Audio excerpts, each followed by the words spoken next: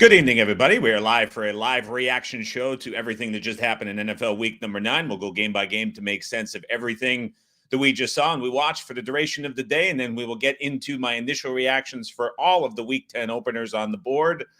If you guys have listened to the podcast, you've listened to the show, you've listened to the live streams, it's probably a game on the board. If you look, you can say like, oh yeah, he's going to be on that one. There's certainly one of those that stands out. So we will get to that in the look ahead lines section of the show after we go through the recaps. Not too bad a Sunday. Good change from the last 2 weeks. Was not as good as it could have been. Those Tennessee Titans made things awfully disappointing late with that push on the Drake May desperation heave. But other than that, was a relatively good Sunday. The one blemish on the service was this Seattle-LA over. Despite Geno Smith doing his best to get the Seahawks into the end zone, looks like those 2 interceptions are going to do us in. So it is a 1-1 day on the service. Live stream show and other media was pretty good all the way around as well. So a good bounce back from 2 really bad weeks. Let's get into what we just saw. As you guys keep the comments coming in the live chat. Looks like a handful of you guys already in. More come in during the show. If you have any questions or comments, I'll do my best to get to them as we go through all of the games and react to what we were just looking at. If anything crazy does happen in Seattle and LA, even if it does go to overtime after that last pick, I don't think they're getting over in any way. But nevertheless, if something crazy happens, let me know in the live chat as well. Hope everybody's having a fantastic night, and we look forward to a mediocre, I would say, Sunday night football matchup between the Colts and the Vikings with Joe Flacco starting. All right, got the scoreboard up, got everything up and ready to go. Let's get to it. First game that we are looking at in the recap is the Tennessee Titans 20, New England 17. We'll start at the one pain point of the games so far that have been played today. This was a game that was quite dominant for Tennessee for 4 quarters, as I watched the majority of it, and that was painful in its own right to do, but Tennessee ends up outgaining the Pats 400 to 295. Believe it or not, second consecutive game in a row for the Tennessee Titans offense with 400 yards of offense or more. Did it last week against the Lions. Did it this week against the New England Patriots. Yard per play better, 2.8 per pass better. They took the ball to start the game, drove down, dominant drive to begin the game, take a lead 7-0. Looked like that was going to be a sign of things to come. They end up turning the ball over on a tipped pick. I mean, we saw between the games that we were watching back and forth and commenting on internally, probably, I would say, at least 4 inside the 5 tipped interceptions go back the other way. We just saw 2 more in the Seattle game. I mean, it was a day of interceptions near the goal line. Unfortunately, was involved in games with a couple of those, but they end up having a turnover that saves New England 7 points. And then, of course, the Patriots with their late drive in the game to force the game to overtime. Tennessee, because of an injury to Cushenberry to center, fumbles the snap inside the 6-yard line in overtime, elect to settle for the field goal, and then pick off Drake May a couple plays later. Once we saw Cushenberry go out, the snaps for Tennessee became a bit of an issue. Some high snaps to Rudolph became a little bit clunky. But the fact is, you look at this game, it's another example of the Pats defense just getting bullied on the ground. We're not used to seeing Patriots defensive lines get beat up this much. Tennessee got whatever they wanted on the ground, even with the backup center. Tony Pollard was less than 100% coming in. He has a season best day. I mean, it was effortless for Tennessee to move the ball. And on the other side, New England's offense, 295 yards, 95 of that came from Drake May's scrambles. And so there was no ground game for the Pats at all in this game. The Tennessee Titans run defense still very good. That was a bit of a kick in the shins there for Tennessee to get the push and not the cover. But you think about Mayo calling out the Pats defense for being soft. We're seeing it again, aren't we? Next game up, LA Chargers 27, Cleveland 10. This was dominant from start to finish for the Chargers. They outgained the Browns by 50 yards on 20 fewer plays, which is tough to do. Net yards per play advantage of 2.3, 3.4 per pass better, 1.1 per rush. It was a clean sweep for LA in all the box score metrics. Perfect 3 for 3 in the red zone. This was pretty dominant for the Chargers. And you look at some of these numbers that make this game look a lot closer than it was.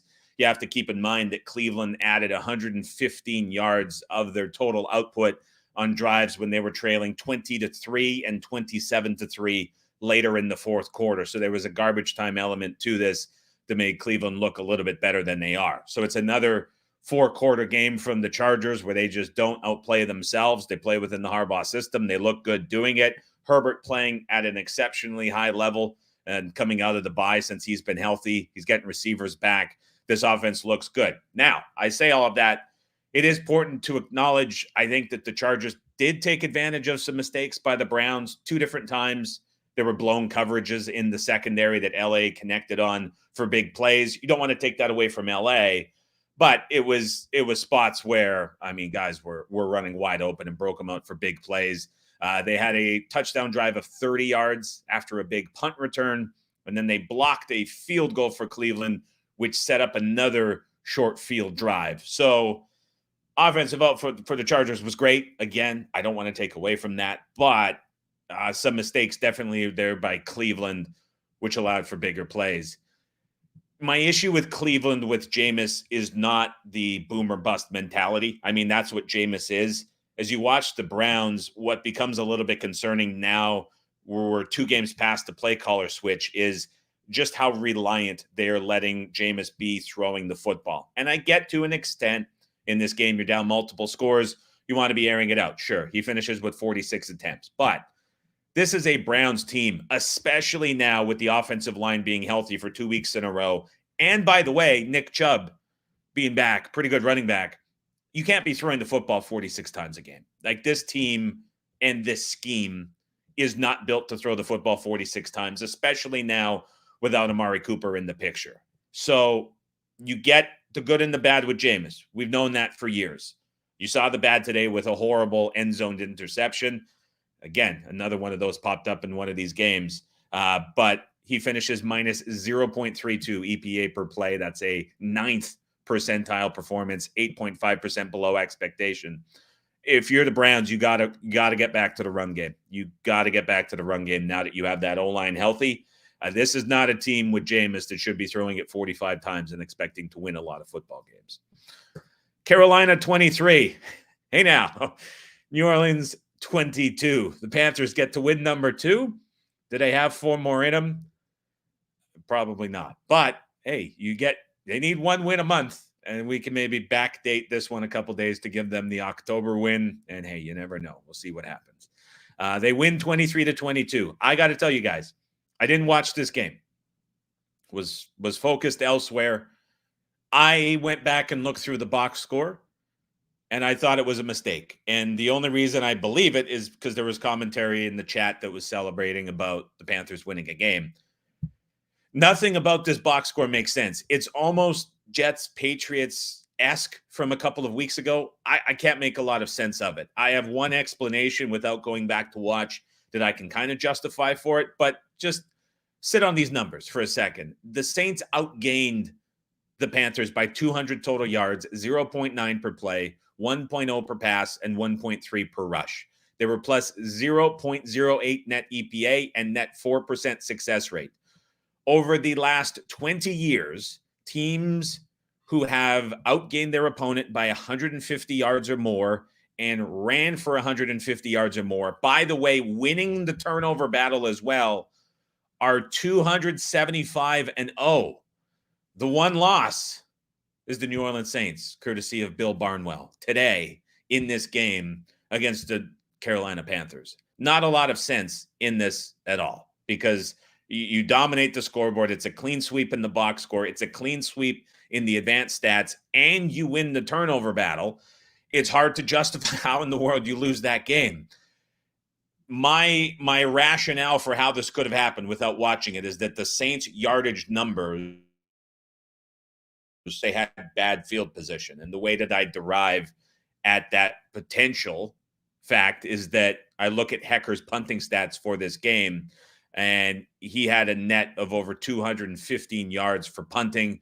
He had five different punts that produced that with a huge average, and 3 of those punts landed inside the 20-yard line. So my only justification for how this happened is that the Saints' yardage numbers and their output was really driven by a lot of long drives that didn't end up producing into a lot of points. I look at some of these drives, 67-yard field goal, 72-yard field goal, had another one that inside the Carolina 15. So with that said, there was certainly some errors in some of those drives where the Saints had big yardage outputs but didn't find the end zone.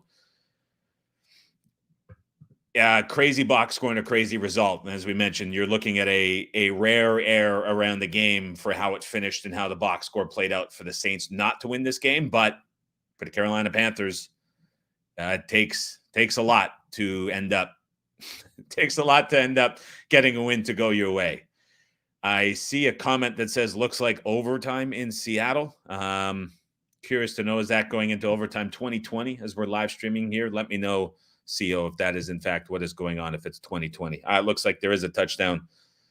Could it be the first ever 3 field goal game overtime section or overtime period to produce 49? I think that's the only way I get to 49, unless it's a field goal opening drive and then a big TD coming back the other way.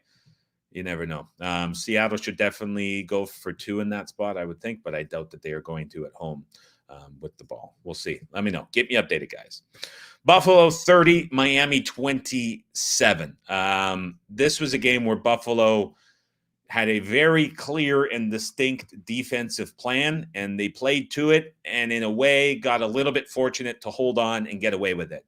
So defensively, what we saw from the Bills in this game was a pretty extreme sit back, keep everything in front, and allow nothing deep. And what that produced was Tua going 25 for 28, 21% above expectation, a 98th percentile game in EPA per play, and a 58% success rate on passing plays. And his second incompletion didn't come until late in the fourth quarter. So Buffalo sat off in coverage, conceded everything to Miami, and said, if you're going to beat us, you're going to beat us with the ground game. And Miami almost did, rightfully so. They ran the ball with a ton of success. Tua barely missed. It was nearly a flawless offensive game from the Dolphins. The problem was that the Dolphins defense could not get off of the field. It is the second week in a row that we have seen them struggle. And that's really the story of this game. Other than the Dolphins fumbling in their first drive of the second half, which gave the ball back to Buffalo and set up a short field score, these two teams were just going up and down the field scoring touchdowns all game long. And so that was really the key swing. But you start to look at this, the Dolphins forced a 3-and-out on the first series of the game and forced Buffalo to punt.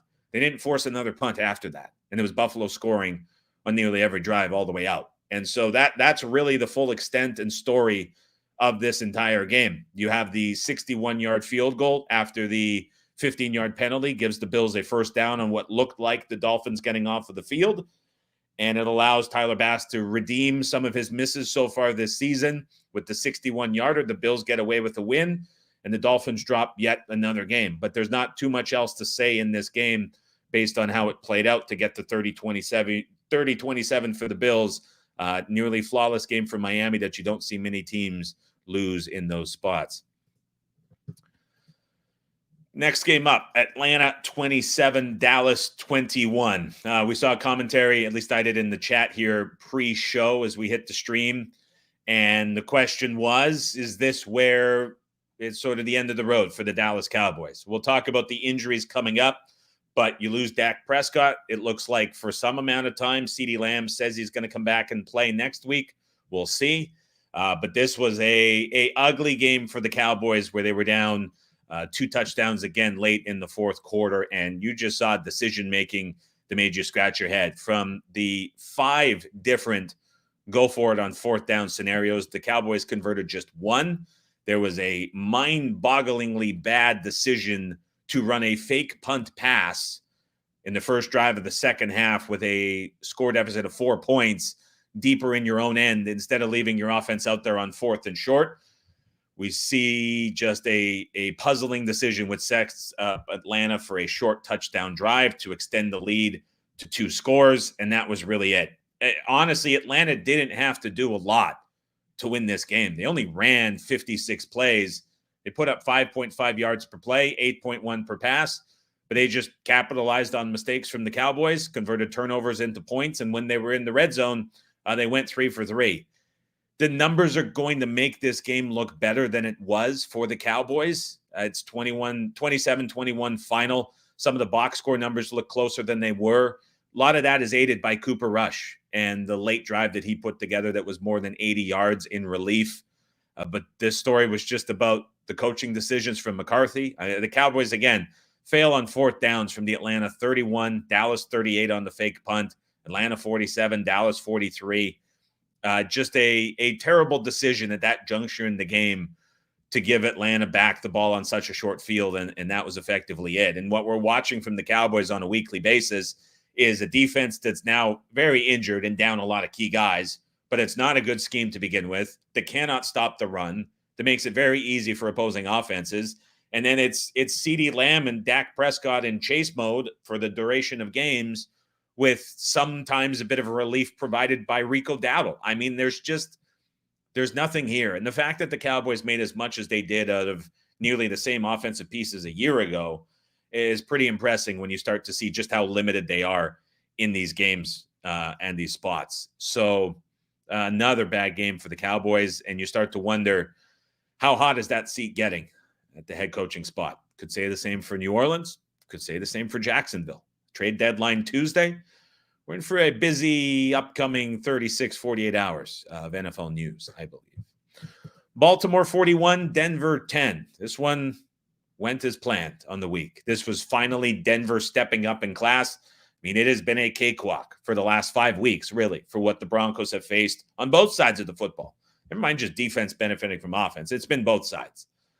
You look at this game, you're stepping up to face a Ravens defense that gets guys backs, and you're facing Lamar Jackson and the best offense in football. The Broncos don't look the part. They're the most phony team in the AFC, given their standings at the moment. And this is what the Broncos look like when they have to step up and play good competition. They were down 24-10 at half. The Broncos did not score past the 1 minute remaining mark in the second quarter. Much like Dallas, we saw Denver really struggle on fourth down. They went 1 for 5 on those fourth downs. Now, if I'm giving Denver a little bit of credit here, and you want to say, hey, 41-10, dominant by Baltimore, it was.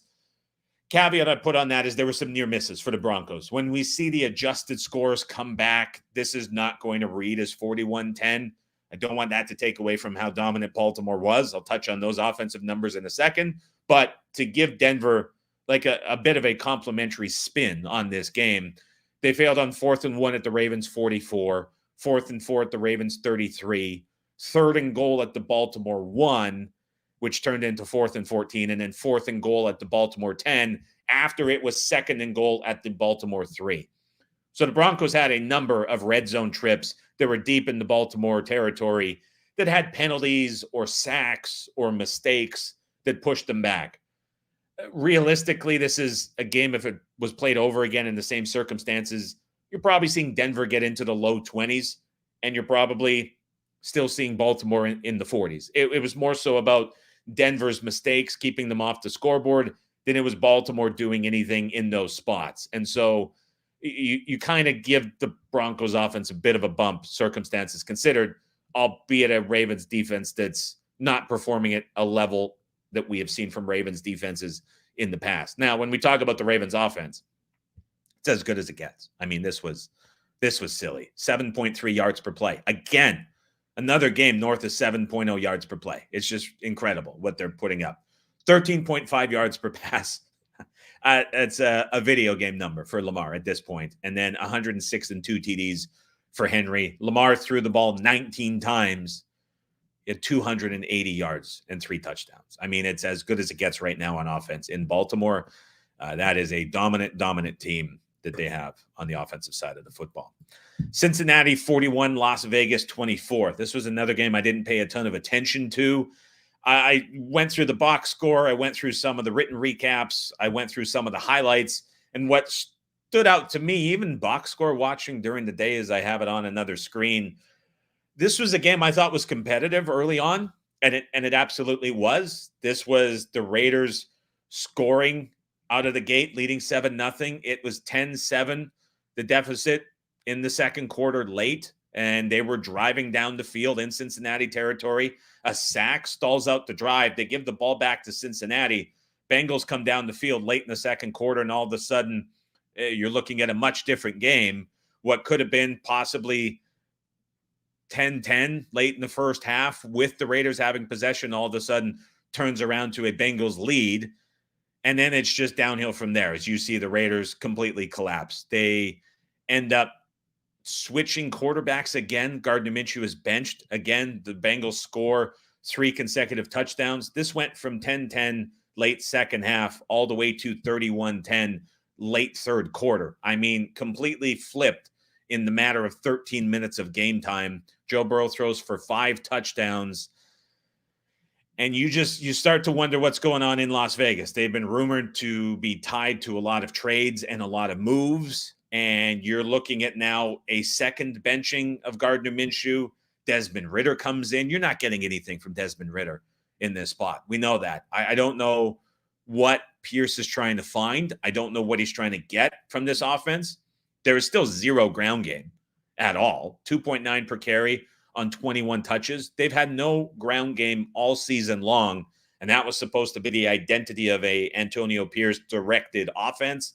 We're just not seeing that. And you start to wonder if there's now, between tonight and Tuesday, some selling that goes on from the Raiders. They suffered a number of injuries. We'll touch on in the injury segment part of this coming up. I don't know what to make of the Raiders at this point. The Bengals saved their season. 41 points, massive game coming up on Thursday Night Football. Washington 27, New York Giants 22. Score looks close.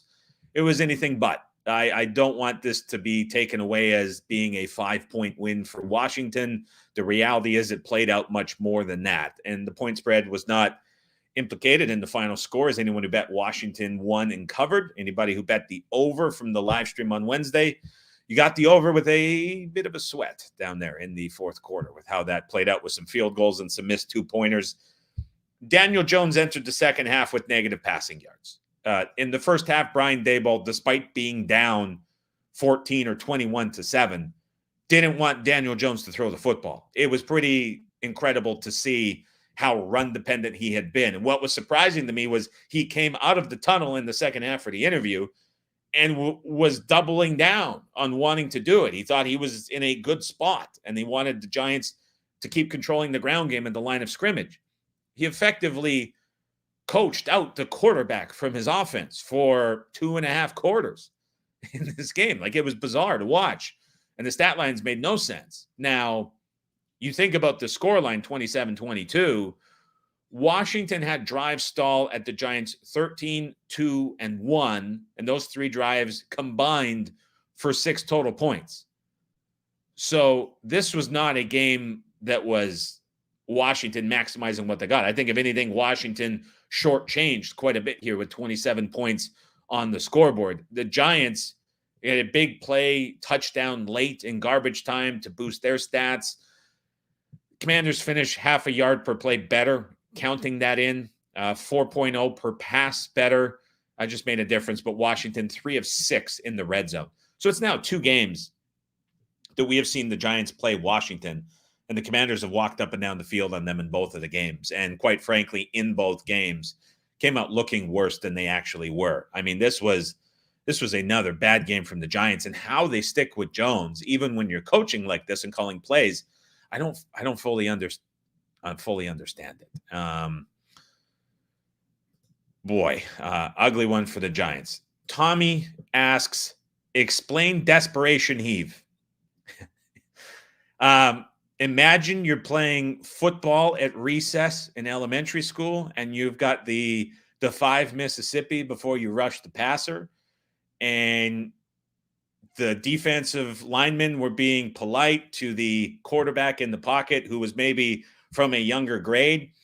So they count to 14 Mississippis, and then the quarterback falling over shot puts a football 15 yards in the end zone to a running back running the opposite direction, who, with a linebacker draped over him, makes the catch in the end zone to force overtime. That's how I would sort of describe the desperation heave. Sean says it was a sad push on the Titans. That was probably about the saddest push that I can remember having that. Joe says Seattle gets the ball to start overtime. So the ideal scenario would be field goal, give it back to the Rams, and then like big run broken out, or field goal, and then you force the field goal for the end. Curious to see what happens. Talk Washington Giants. We'll get to Arizona 29, Chicago 9. So concerns came out pregame. There was a benching of Stevenson in the secondary. And the commentary that came from that, and you dig into some of the forums, and I'm looking through commentary elsewhere and hearing what's going on. And there's rumors and swirling around in the Bears locker room that there's signs of the team quitting. And this was something that had been mentioned for the offensive side of the football after they were using O-linemen at the goal line last week, and how that game finished at the end of the game, carrying over. Commentary about Eberflus losing the locker room, commentary about Waldron not getting respected by the offense, and now it trickled over to the defensive side with the Stevenson benching. Not only was Chicago down multiple starters on defense due to injury, but then there were all these concerns coming through. And initially, it just sounded like a bit of noise, and I wasn't necessarily buying it. After seeing the play at the end of the first half, I start to wonder if there's maybe a little bit of truth to that. So setting the scene, it is 14-9 for the Cardinals. It is under 20 seconds on the clock. They are on their side of midfield, and they hand the ball off to run the game into halftime. It produces a 55, 60-yard touchdown run that was basically untouched. I mean, the difficulty and the lengths of just not like, I don't even know how to describe it, but like the difficulty and the lengths that a defense has to go to concede that play at that moment is hard to understand. And to put this in context, how bizarre the run was since the merger, going back 50 plus years. This is the longest run that had ever been recorded in the final 25 seconds of a first half of football in the entire league. And so I'm watching that play, and you can go back and watch the highlight. It's hard not to hear the rumors that are going on, even if they are very exaggerated. I thought the one from Dov was obviously exaggerated because that's a tough account to trust. But you hear things coming from Glazer, you believe it a little bit more, and you believe some of the other sources commenting on it, and then you see a play like that, and it kind of reminds me a bit of the Eagles at the later portions of last season a little bit with how that defense went. And so the Bears offense no-shows for a second week in a row. I mean, there's no game planning. There's no execution early in games at all. And this is a game that, quite frankly, you look at the box score, Chicago benefits from two turnovers. They do very little off of it. Arizona outgains the Bears by 114, 2.6 per play, 2.4 per pass, and 3.3 per rush. I mean, it's a clean sweep for Arizona, and you start to wonder just how much these last 2 weeks have impacted the Bears and what you're getting from it. Certainly alarm bells, I think, ringing around the Chicago Bears locker room and team in general. Molly Bet Sports says, good Sunday, Adam. Well done. Thank you very much. Your info game weeks is so valuable. I appreciate that very much. Looks like, Joe, there was a 4th and 1 Seattle at the Rams 16. So they're going for it. That's though they got stuffed. Turnover on down. So that's 3 times in the red zone we've seen the Seahawks turn it over in this game. I guess there's some folks in here rooting for the Rams. I'll root with you. I guess ideally you would have liked the field goal there. The over's not hitting. I've made my peace with it. Detroit 24, Green Bay 14. Ugly game. Rain throughout. Clearly had an impact on everybody playing in the game. The one thing I want to point out about here before I get to the Packers and what we're dealing with in Green Bay, the Detroit defense is a concern. We talked about it on Wednesday. We talked about it last week too. Since they have lost Aiden Hutchinson, this defense in 3 games has given up over 1,200 yards of offense. They've given up at least 400 in the last 2. Minnesota finished at like 396 or something. It's really bad. The Green Bay Packers in this game, despite having Jordan Love playing on one leg, I don't know, like is a groin injury, a leg, and leg and a half, 2 legs and a bad grind. I don't know, whatever you want to call it or label it. Jordan Love was clearly not 100%. So we have that. Josh Jacobs, not 100%. We have that. It didn't matter offensive output wise. 6.6 yards per play, 7.0 per pass, 6.0 per rush. I mean, Green Bay was moving the football in this game. Problem was they made a lot of mistakes. Jordan Love had a terrible pick 6 to went back the other way. There was a missed field goal. There were stalled drives. And this is a game that went quickly from being competitive early. The Lions get that big touchdown drive early. Green Bay Packers coming back, end up settling. And then all of a sudden, I mean, this flipped in a hurry. It went from tight and competitive. All of a sudden, the Lions are up 24-3 midway through the third quarter. It's like the game is over. And that's what the Lions have really been doing, capitalizing on mistakes, playing clean football. And you look at what they're asking Jared Goff to do recently, he hasn't attempted more than 25 passes in a game since week 2, against Tampa Bay. That's how long it's been. He threw 55 passes in that game. Now it's been 25 or fewer since. He's had a couple games with 23. In this game, he goes 18 for 22 for 145. Last week, he's 12 of 15 for 85. And both of these games, despite Goff doing basically nothing, turn into dominant wins for Detroit, who are the best team in the NFC. I agree with that. But what is not really being tested here for Detroit is that defense. And we really haven't seen the offense pushed in several weeks. I mean, it's been very comfortable for the offense. And outside that Minnesota game, I mean, they've just been comfortable the entire game with leads and special teams helping them out and pick sixes and block kicks and returns. I really want to know, like, what do we get from this Lions team when they're really pushed by an opponent? Because we haven't seen it. And again, they're winning these games. I'm not taking away from how dominant they are in these games, but it's just crazy to see teams steamrolling through divisions and conferences with quarterbacks attempting 20, 22 passes and throwing for 150 yards because they don't need him to do anything. And so the Lions have won the last 2 weeks effectively without a quarterback in the pocket. Lots of drops, as Sean mentioned, 7 drops, 3 first downs, 2 touchdowns. Again, it's just been a lot of that consistently. So I'm very curious to see what the Lions look like when they're going to be pushed. Now, for the Packers, the bye is coming at a great time. They have so many injuries. You have Jordan Love banged up. You have Josh Jacobs banged up. They need a week to get healthy. Jair Alexander's been in and out of the lineup for 2 months now. This bye week comes at a very good time for Green Bay. I expect we see a much better looking Packers team coming out of the bye in a week. RW4 says, great content, brother. I appreciate you putting in all this work. You say thank you, not appreciate you. Either way, I'll take it. Thank you very much for taking the time to watch, as it looks like the Rams win in overtime. Seattle doesn't kick. LA must have hit a big play, and that's it. Rudy says the O-line just dominates. It's a great O-line for the Lions. I don't want to take away from that. I just think it's important to look at what we're getting on the defensive side going forward, because that defense certainly looks like it is exploitable. Philadelphia 28, Jacksonville 23. So the Eagles in a game. I saw a lot of comment about the look ahead line at 5.5. Boy, the fact that this game turned out to be a 28-23 final is quite something. Now, unlike other games where we're trying to talk about the score here and say, it didn't really reflect what happened in the box score.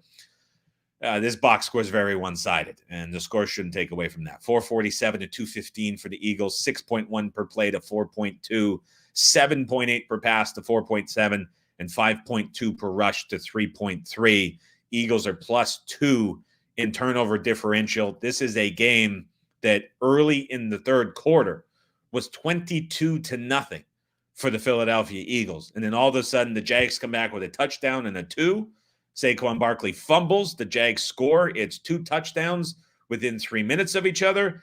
The Eagles elect not to kick a 42-yard field goal as Sirianni outsmarts himself yet again. They end up turning the ball over on 4th and 1. Jacksonville looks like they're driving back. Fortunately for the Eagles, they end up punting. Eagles get a touchdown to go up 28-16. And that's not it, because the Jags come right back with another touchdown 28-23. The Eagles get into Jacksonville territory again, and Sirianni goes, not this time. Instead of kicking the field goal the first time to extend the lead to 2, he now is likely pressured into a 57-yard field goal attempt late in the game in the fourth quarter with little less than 2:20 to play on the clock. Field goal hits the upright. Well, now all of a sudden, Jacksonville down 5, starting near midfield, and it looks like the Eagles are going to blow this game. Trevor Lawrence ends up throwing an interception after they drive down to the 13. The Eagles pick him off inside the end zone. With about 1:40 left, the Eagles end up running out the game and running out the clock. What was 22-0 and looking like another Eagles front-running dominant performance where they're not pressed, they're not pushed, turns into a very testy decision late as they get away with a 5-point win. So as the Eagles season goes, you just get these ups and downs. I wonder what we see from Lawrence. I think if this game finished 22, Peterson, pardon me, not Lawrence. It was 22-0. The way that this game was trending, I thought that was going to be the end of the line for Peterson. If that was the way it was going, maybe a bit of fight here late keeps him around again. We'll see. But boy, that was almost an ugly loss for the Eagles. You just, as dominant as they've been the last couple of weeks, you just see these glimpses and wonder how stable things really are for this team going forward. But they get away with a win, and they continue on a good streak the last couple of months. Final game that we're talking about, the one we were just discussing, ended in overtime. It is the LA Rams 26, Seattle Seahawks 20. As the LA Rams win in overtime, I'm just pulling up to play to see exactly what it was. It was a Stafford deep pass to Robinson, who continues to just stack up touchdowns after the Seahawks fail on 4th and short deep inside Rams territory in the overtime after winning the coin toss and taking the ball down the field. This is a game where the Seahawks end up marginally outgaining the Rams in both total yards per play. They had a slight edge in yards per pass, slight edge in yards per rush, but it was really the turnovers that did in the Seahawks in this game. Geno had one turnover in the first half that was near midfield, and then just 2 back-breaking turnovers, one in the red zone, one in the end zone. The one in the red zone was around the Rams 4. And on both passes, I don't know what he was looking at. The first one where they were going left to right on the screen that was in the top half of the end zone, there was nobody there at all. And whether it was tipped or his arm was impacted, still, he's thrown to nobody in that spot. And then on the screen pass, whether he was trying to spike it on the broken play, I don't know, but it ends up being picked off right away again. There's a 103-yard pick six that stands for the Rams in that spot after the game looked like it was going to be Seattle up 7 midway through the fourth quarter. Ends up going the other way. All of a sudden, the Rams are up 7, and then again, it's just that back-breaking interception. And even off the Seahawks blocked punt, they can't convert because of that turnover too. I don't know what we're seeing from Geno in that spot. Again, I don't know what we're seeing from the Seahawks offensive line. Now, there's got to be a coaching issue in this team that not only with guys getting back and getting healthier, you're just not seeing offensive line improvement at all. Geno is constantly under pressure in the pocket and making things work. And he's done an amazing job this season of doing it. But like at some point, something has to change here for Seattle. I don't know how long they can keep pressing this forward. It's not a sustainable way to play football and win games. And we're seeing that now as they now fall to 4-5. I mean, just a bizarre situation where they're just so reliant on the pass game through Geno, but can't find a way at all to protect them.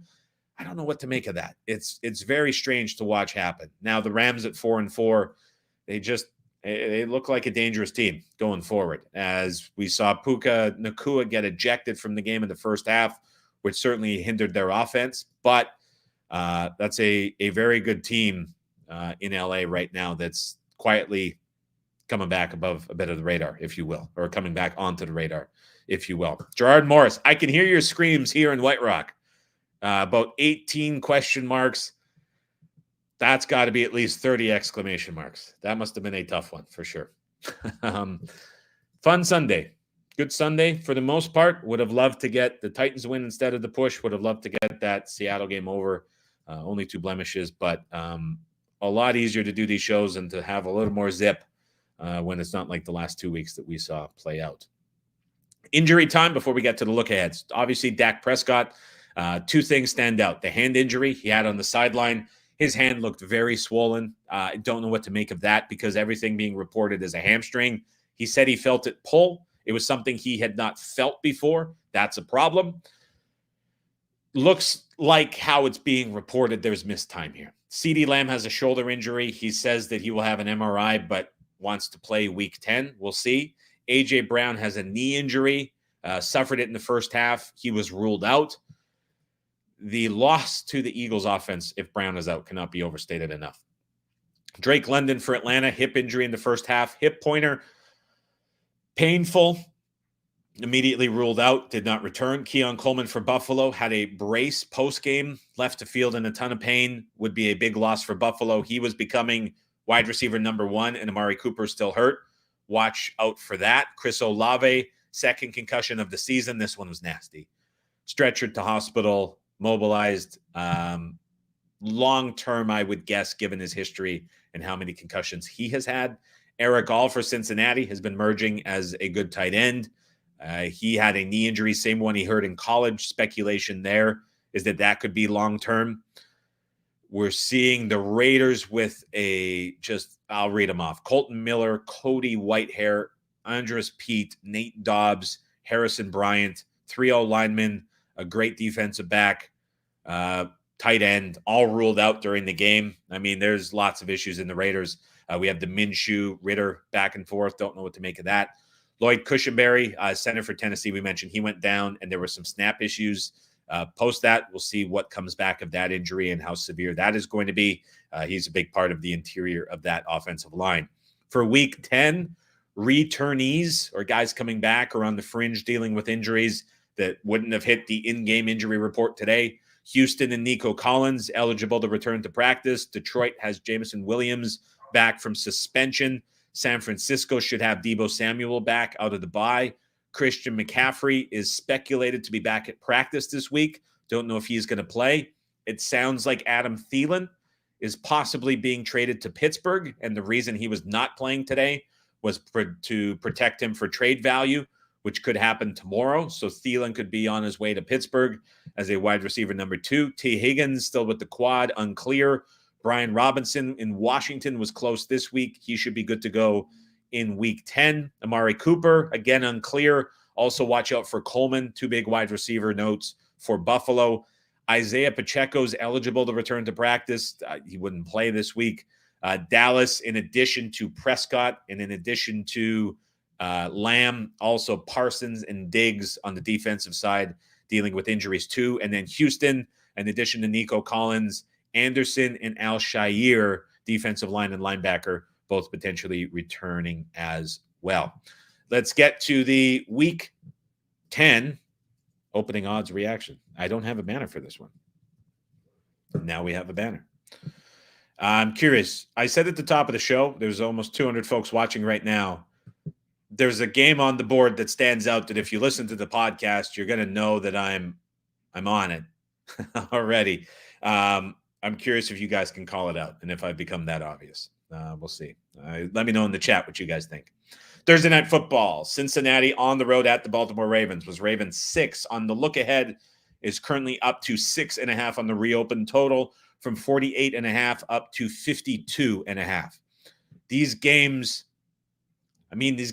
historically have been 2.5, 3. I feel like we talked about this exact same thing back in week 4 or 5 when they played the first time, and it was a 2.5 point spread about Cincinnati in that spot. It's like the same conversation here. I get the games now in Baltimore. You can't get to 6.5. This is not the game I was talking about, but as good as Baltimore has been, don't get me wrong, the offense has been amazing. To see this number for this matchup doesn't compute in my mind. It just doesn't. So, I mean, it's been adjusted up in the first 10 minutes that we've seen the market open. Maybe it goes higher. It just doesn't it seems off to me that you get this matchup priced at this price point. It just does. Especially considering we saw the Bengals offense look decent. Obviously, T. Higgins is going to be important in this game. You're going to need him out there. So that's significant. But initially, like I'm looking at the dog here. Germany game in Munich. Giants, Carolina. I'm seeing the Giants as a 5.5-point neutral field favorite over the Carolina Panthers at FanDuel. That is crazy considering a coach doesn't want his quarterback to throw the football. And it's not like we're watching a Giants team weekly like win and cover by margin. It's been the opposite of that. Now, so be it. The Panthers defense, right, is atrocious. Now, what I'd be curious here is we just talked about it. So Thielen could very well be traded to Pittsburgh, and that would be another blow to the Panthers offense, which is down. I mean, they don't have anyone great to begin with. So if you take Thielen out, it's likely another start for Bryce Young, who said that he would be pregame, according to Dave Canales, getting the starting job if he was, in fact, performing well. I would think getting a win is performing well enough. So if you take Thielen out of this lineup, I mean, that's a big blow and not getting him back. Now, what I would be curious to know is, are we going to get DJ Wanham back in this game? That would be big on the defensive line if you think about the Giants and how much they want to run the football. Neutral field 5.5 for the Giants, based on what they've done this year, seems kind of crazy to me. Did he find something in the fourth quarter? He found the bad Commanders defense that was sitting in prevent, and he completed the pass to a tight end for a touchdown. That was about it. Colin says, first time listening live, always listening on my morning car rides to work. Love your insights. Thank you very much. I love these comments. I know that the morning podcast every day on Apple and Spotify is a big part of morning commutes, big part of morning dog walks as well. So the fact that so many people start their day off with the podcast and are able to jump in and tune in live like this is awesome to see. So good to have you on for the show, Colin, and appreciate you listening each and every morning. Numbers for the show have been enormous this year, so I appreciate everyone who's getting out and sharing the podcast as well. Appreciate it very much. Buffalo on the road at Indy, not on the board yet. Early indications was that this was going to reopen slightly higher for Buffalo. I wonder if injuries to Coleman and Cooper may put the brakes on that a bit. Minnesota, Jacksonville, still off of the board and wondering what we get from Peterson. Now, I'll tell you, an ideal scenario here would be you see the Vikings win comfortably tonight. I don't want to go against anyone's bets here. I have nothing on the Sunday Night Football game. I'm just speaking here. If you get a Vikings win dominant and the Jags fire Peterson, which might be a reach, I'm just speculating, and maybe you see this at like 6, sign me up for the Jags if that is the case. That what we're seeing, which was speculated to be like 4.5, one book had it up and adjusted from the look ahead. I wouldn't be too anxious to do much there. Pittsburgh on the road at the Washington Commanders. Commanders a 2-point favorite. Now they're out to 2.5. Total 44, out to 44.5. Ooh, good game. My initial thought here would be that this is probably who the Steelers. I'm just thinking off the top of my head. So they played the 2 New York teams in the last 2 weeks, which has been pretty beneficial for the defense, obviously. Before that, they played the Raiders, which is turning into a whole lot of nothing. They played the Cowboys very close on Sunday Night Football. They had the Colts. Was the Colts game a Richardson game? No, the Colts game was a Flacco game where Flacco came in and was throwing. And then they had a very hurt Herbert. They had Bo Nix in his second game ever. And then they had Kirk Cousins riddled with injuries. I would say this is the first time that we've seen the Steelers play an above average offense. The Jets technically are a little bit above average in advanced stats. But like this is the first time the Steelers defense has seen anybody all season. Now, the Steelers adding Thielen and the Steelers offense with Russ and the willingness to take deep shots is certainly concerning against the Commanders defense. I'll put it that way. I'm kind of intrigued by Washington. At 44.5, that's a pretty big total for a Steelers game. But again, like this is the first time the Steelers defense all year has seen anybody on the opposing side for an opposing offense. So I'm kind of intrigued by this one. That trade news is certainly something I'm keeping my eye on. Atlanta on the road at the New Orleans Saints. This was Saints pick'em. This is now Atlanta -3, -20 as the Saints lose. So this is another game. Is Dennis Allen on the hot seat and at risk of being fired? I don't know. Certainly should be justified to be fired after this performance and his historically low win rate. This is a pretty big bump up for Atlanta. 3 points plus some vig on the road. If this goes 3.5, boy, maybe some disagreement there from me.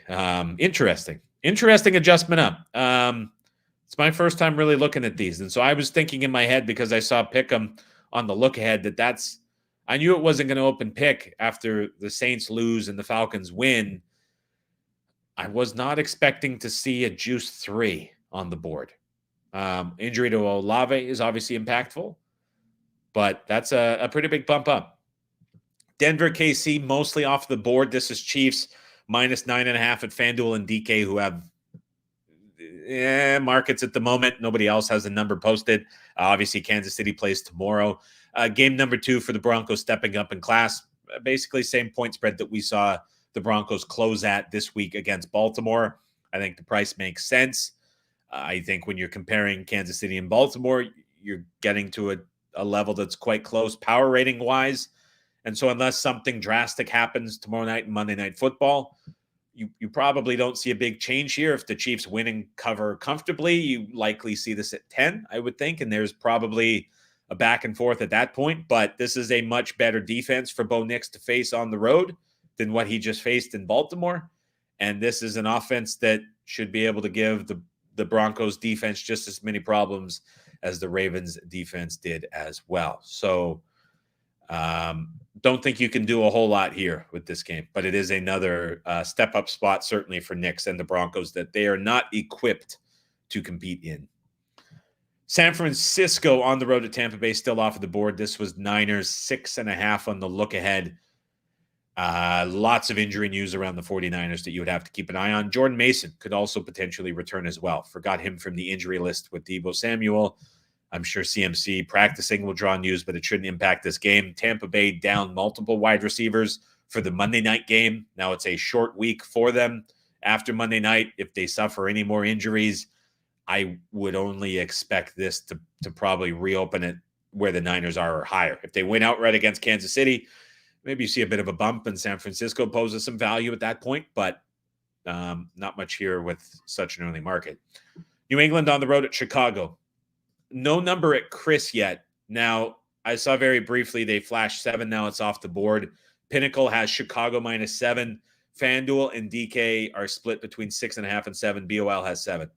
Total in this game is 40. We talked about the Bears and kind of that quit back and forth. Laying 7 with the Bears sure seems tough if there's truth to that. But injury news on the O-line and in the defensive backfield could matter a ton in this spot. And it's also, as good as the Bears defense has been at times this season, they've played Kyler Murray and Jaden Daniels the last 2 weeks dealing with multiple injuries and benchings in their secondary. So we've probably seen the worst version of the Bears defense that it could be the last 2 weeks. That might be different in this spot. Not much there. Tennessee on the road at the LA Chargers. Oh, boy. Don't do it again. These Chargers overs have been a thorn in my side the last couple of weeks. We're again today against the Browns, and my head went there again because the Titans offense has looked pretty good the last 2 weeks, 400-plus yards in each. I'm not probably going to do it in this spot. Rudolph in line to start. There was some commentary about Levis not starting in this game. I don't know exactly what the context was from Callahan post-game, but it sounds like this is another Rudolph game for the Titans. Tennessee just bullied New England up front with their offensive line in the ground game that looked very good. I don't know if I trust that to travel into LA for 4 quarters against Harbaugh and this Chargers team, especially against the defense, which isn't really stepping up for the Chargers in this spot. Makes sense to see the adjustment up to 8.5.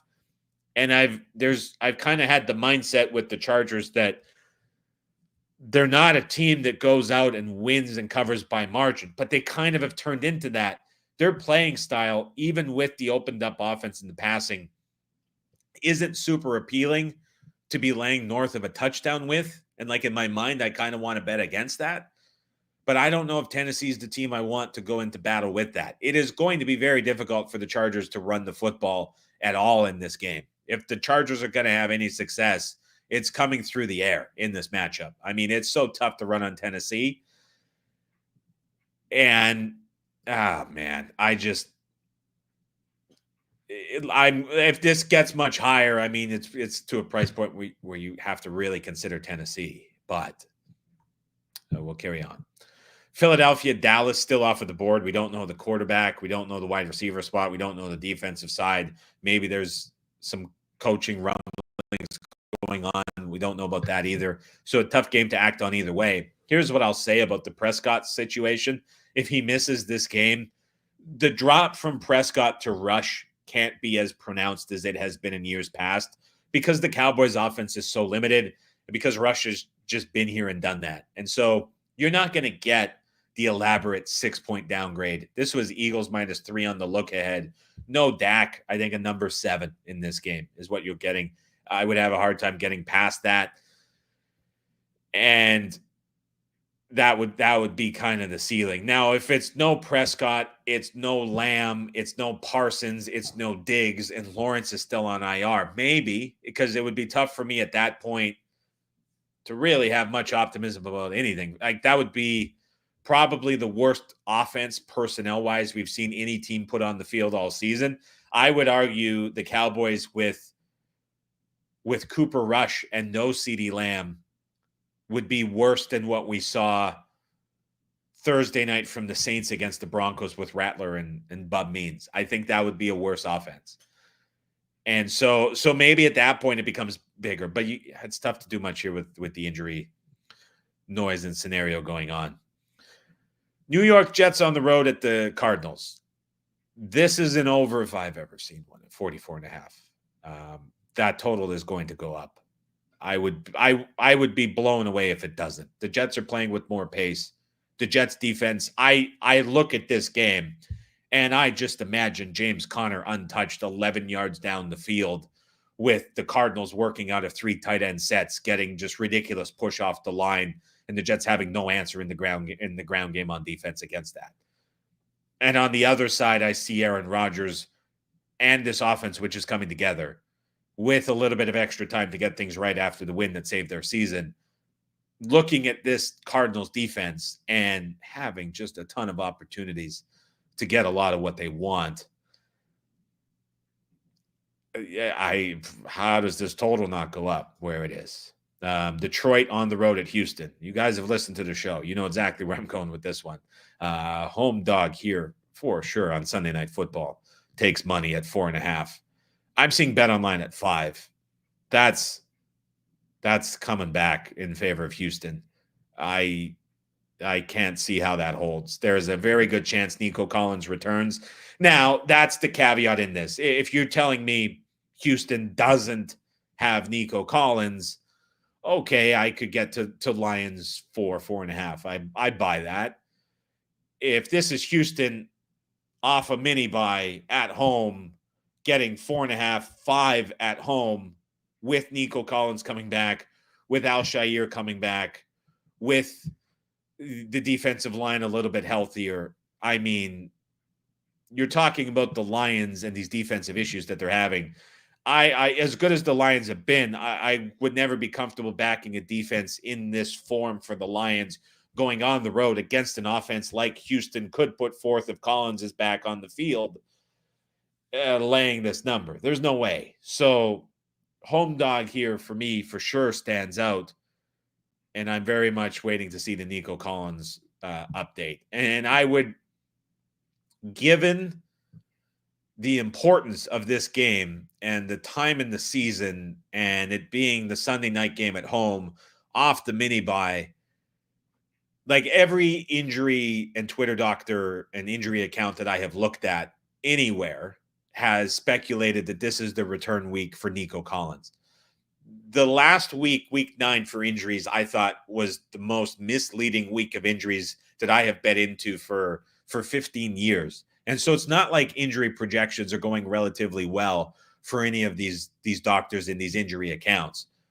So there could be a chance that Nico Collins is not playing this game. I don't want to sound like it is a certainty, but it's a spot at this number, especially at the 5 at BetOnline, that I'd be willing to kind of gamble on. I mean, are the Lions really going to get to 6 if he's out? I guess Stroud going to be a 6-point dog at home.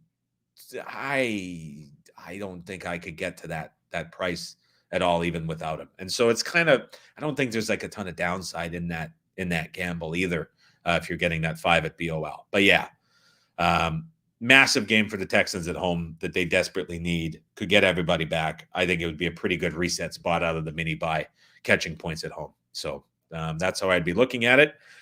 Rudy says, I was reading Houston local news, and as long as this week of practice goes how it should, I would think Nico is there. That makes a lot of sense for sure. Monday Night Football, Miami on the road at the LA Rams. Rams were 3-point favorites on the look ahead. They win in overtime, and they were adjusted down to 2.5 at home with a total of 50. Dolphins defense is a problem. They, for 2 weeks now, have not been able to get off the field when it matters the most. Yeah, not much of a take here, though. I wonder a bit what's left for Miami season-wise after that loss, and they fall to 2-6. That was a killer of a loss against Buffalo in that spot. Now, like, you're looking at the wild card, 5-4. Denver's in that last spot, so it's not like Miami's out. Indoor game for Tua on a fast track with those weapons against the Rams defense that's maybe a fraction overrated after the changes they've implemented the last couple of weeks. Isn't like a particularly great spot coming out of the OT win in the division, but not much of an opinion on this one. Interesting handicap for the Monday Night Football game. And so as we talked about, like there are a couple decent spots here on the board that I think certainly stand out to me, starting with Thursday Night Football. Very curious to see how much movement we get between now and tomorrow. Certainly intrigued by some of these spots. So the Wednesday live stream preview should be an active one for sure, as should the next couple days on the Right Angle Sports Service, which, by the way, before you go, if you enjoyed the live stream, the subscribe button's down below as well as the thumbs up. What I want to say about the Right Angle Sports Service is it's a massive day tomorrow with college basketball tipping off. The entire team is, as they have been for the last 2 decades, dialed in with everything college basketball related. We have 2 different options if you want to follow, and this includes NFL as well. There's the main service for college basketball and the main service for the NFL. You can find that at raspicks.com. But what people might not realize, because it is very new, is the RAS Plus subscription is now live. Basically, any non-full game sides and totals that do not go out to services from the main cards end up going to the RAS Plus subscription. It is $29 a month. I know there's many folks watching who have seen the service price and said, that's not for me. That's completely fine. This is a much lower priced option, much lower volume option as well. And it does come with the community aspect. So if you haven't seen that yet on the site, I would encourage you to go over and check it out at raspicks.com. For all of the details that come with that. But in terms of what's going on for me this week, we'll have a TikTok live going on tomorrow morning. We're keeping on pushing on with that platform. So if you want to jump over and check it out, would love for you to do that. Tuesday, sounds like that'll be the Follow the Money appearance as well, based on some of the reshuffling going on with the shows over there. Wednesday with Sam P, in addition to the live stream here on the channel at 9 a.m. Pacific time. And perhaps Thursday as well. We'll get into another. I'll be doing the impromptu live streams over on the TikTok live every morning this week. I'm going to see potentially Thursday night after all the work is done before kickoff, kind of in that 4 to 5 p.m. window. Try to do another one as well. So we'll keep on going live if you're following on all of the platforms. and you will have lots of info to come for NFL week number 10 that looks like a pretty good one for betting compared to what we've had the last couple of weeks. That'll do it for me today. Have a fantastic Sunday evening. If you're listening to this on Apple or Spotify Monday morning, have a fantastic Monday morning as well. Thanks, everybody, for stopping by. Enjoy the last 2 games of NFL week number 9, and we will talk to each and every one of you tomorrow on the live, and then Tuesday, bright and early, 5 a.m. Eastern time here on the podcast feed.